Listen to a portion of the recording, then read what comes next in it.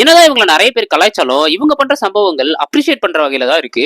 என்ன மனுஷன் என்னன்னு பாத்தீங்கன்னா ரீசெண்டா ராஷ்மிகா மந்தாவுக்கும் விஜய் தேவர்கொண்டாவுக்கும் கல்யாணம் ஆச்சு. அப்ப பாத்தீங்கன்னா அவங்க ஊர்ல அவங்க ஃபேன்ஸ் எல்லாம் கூப்பிட்டு ஒரு சின்ன ரிசப்ஷன் வச்சு எல்லாருக்கும் சாப்பாடு போட்டிருந்தாங்க. இதை பார்த்த ஒரு குழந்தை இந்த மாதிரி பண்ணிருக்காங்க தானே, அப்ப நாமளும் அவங்க ஃபேன்ஸ் தானே, நம்மளுக்கும் பண்ணணும் தானே அப்படிங்கிற மாதிரி கேட்டு ஒரு வீடியோ போட்டிருந்தது. அதுக்கு கீழே வந்து விஜய் தேவர்கொண்டா உங்களுக்கு என்ன பிடிக்கும்னு சொல்லுங்க, நானே சமைச்சு உங்களை கூப்பிட்டு சர்வ் பண்றேன் அப்படின்னு சொல்லியிருப்பாரு.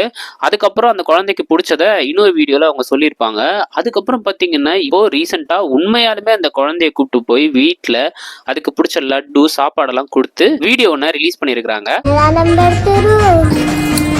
இதை பார்க்கும்போது ரொம்ப சந்தோஷமா இருந்தாலும் இதுக்கப்புறம் இந்த ரீல்ஸ் பைத்தியம் பிடிச்ச பேரண்ட்ஸ் எல்லாருமே அவங்க வீட்டு குழந்தைங்களை கூப்பிட்டு இதே மாதிரி வீடியோ போடு அப்படின்னு சொல்லி டார்ச்சர் பண்ணி வீடியோ போட வைப்பாங்க. ஆல்ரெடி ஒரு வீடியோ பார்த்துட்டேன், அந்த குழந்தை பாவம் அதுக்கு பேச கூட வரல, அந்த குழந்தைய கம்பல் பண்ணி பேச வச்சிருக்கானுங்க. அது தெளிவா தெரியுது அந்த வீடியோல. இன்னும் எத்தனை வீடியோ இந்த மாதிரி வரப்போகுதுன்னு தான் தெரியல.